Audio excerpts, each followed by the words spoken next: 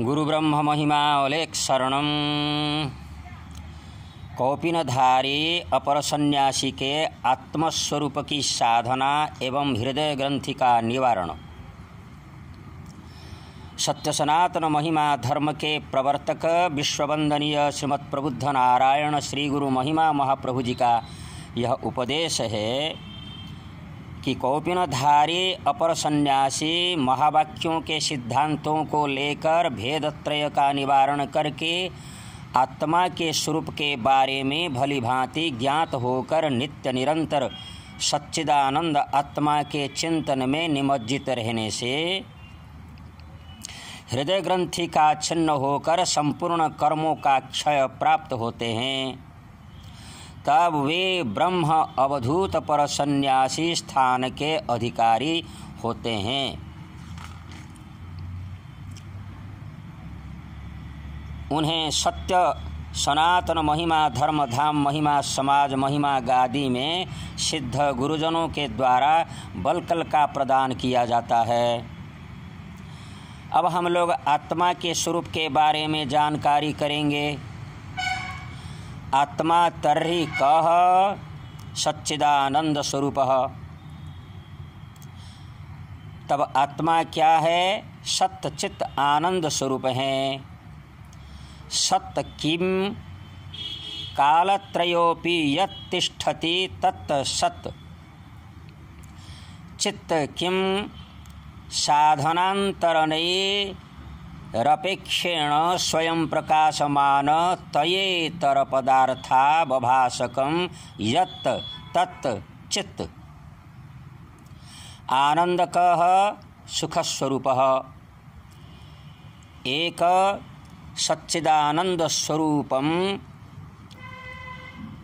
स्वात्मानं विजानीयात्। सत्य क्या है? कालत्रय अर्थात भूत भविष्यत और वर्तमान में जो एक स्वरूप में रहते हैं वे सत्य हैं। चित्त क्या है? जो अन्य किसी की सहायता न लेकर स्वयं प्रकाशमान होकर अन्य सब को प्रकाशित करते हैं, उन्हें चित्त कहा जाता है। आनंद किसे कहते हैं? जो सुख स्वरूप हैं वे आनंद हैं। इस प्रकार से सत्य चित्त और आनंद स्वरूप केवल आत्मा को जानना है। कौपिनधारी अपर सन्यासी इसी प्रकार आत्मस्वरूप का प्रत्यक्ष होने के पश्चात बलकलधारी ब्रह्म अवधूत पर सन्यासी सिद्ध गुरुजन उन्हें तत्वमसि आदि महावाक्यों के द्वारा आत्मा और ब्रह्म का ऐक्य अर्थात अभेद के बारे में उपदेश देंगे।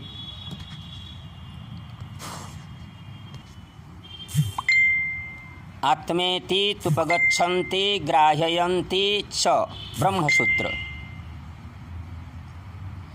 अहम ब्रह्मास्मि अयमात्मा ब्रह्म इत्यादि महावाक्यैस्तत्त्वविद आत्मतत्त्वेन ब्रह्म गृह्णन्ति तथा तत्त्वमसि इत्यादि महावाक्यैः सुशिष्यान् ग्राह्यन्त्यपि। भारती तीर्थ।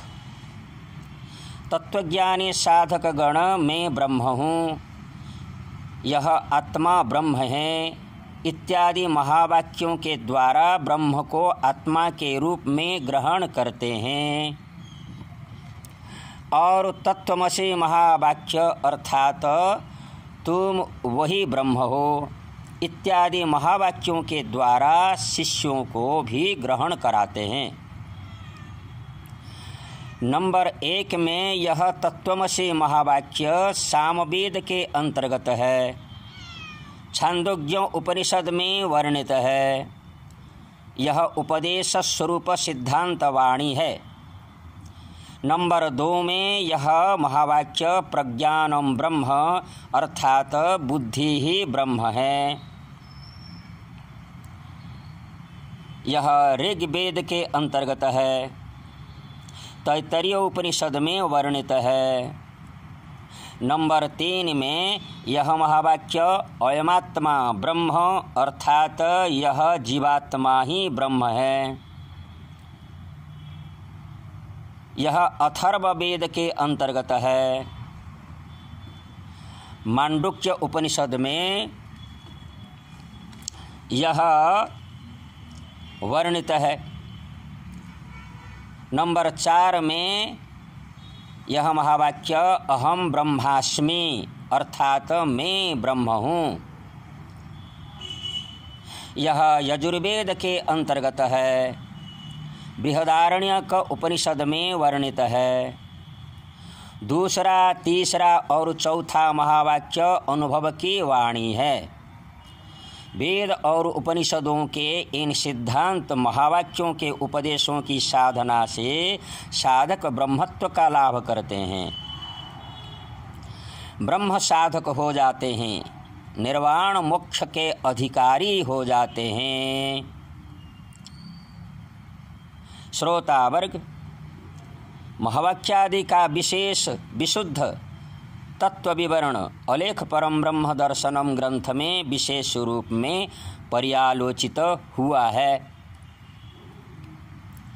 सदैव सौम्ये दमग्र आशिवेकमेवा द्वितीयं छांदोग्य श्रुति।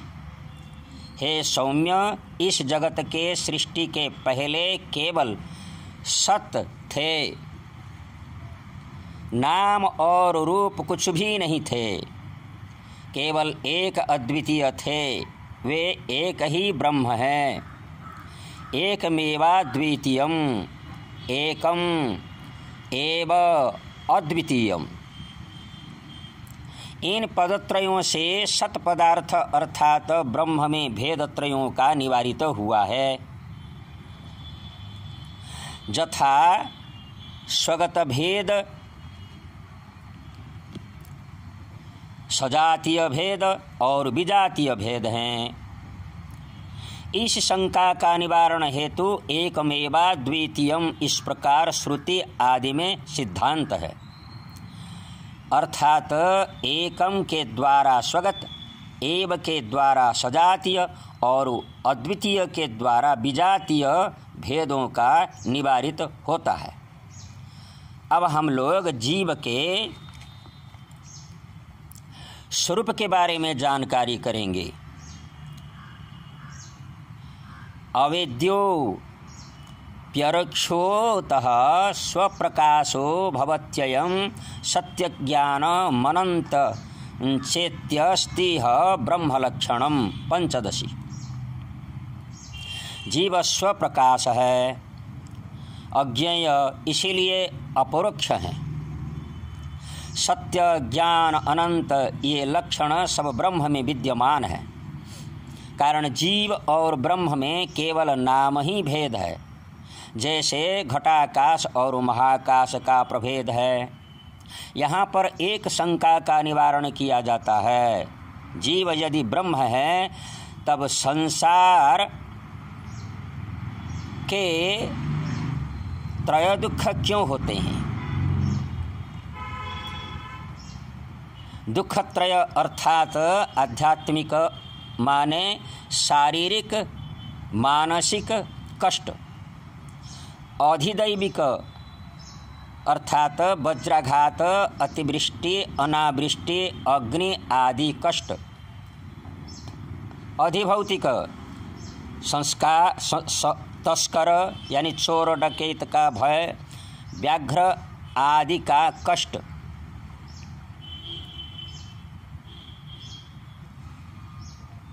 एवं परमार्थतो विकृतम एक रूपमपि सद्ब्रह्म देहाद्योपाध्यन्तरभावाद भजत इव उपाधि धर्मान वृद्धि ह्रासादिनि। ब्रह्मसूत्र शंकर भाष्य।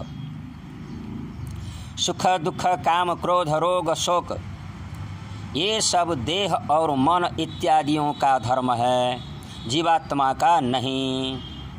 परंतु देह और मन के संयोग के कारण जीव अपने को सुखी, दुखी, रोगी, शोकी के रूप में मान लेता है। जैसे बालक गण आकाश को नील रंग के रूप में मान लेते हैं, वैसे ज्ञानांध व्यक्तिगण आत्मा को न पहचानने के कारण सुखी, दुखी इत्यादि सोच लेते हैं। तब यह अज्ञान कैसे मिटता है? कदा अज्ञान निवृत्ति ब्रह्मात्मिक ज्ञानेन जाते सति सर्वात्मना अविद्या निवृत्ति आत्मानात्म विवेक। ब्रह्म और जीव इन दोनों के एकत्व ज्ञान होने के अर्थात सोहम ज्ञान का उदय होने से अज्ञान, अविद्या संपूर्ण विनष्ट हो जाते हैं।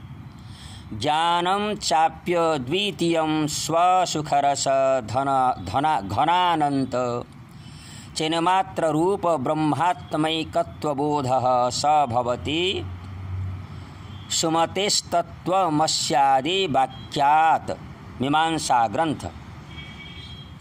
सर्वभेदरहित स्वयं सारभूत निरवच्छिन्न सुखात्मक सर्वपरिच्छेद शून्य चैतन्य स्वरूप आत्मा और ब्रह्म का अभेद अनुभव ज्ञान को वास्तविक ज्ञान कहा जाता है।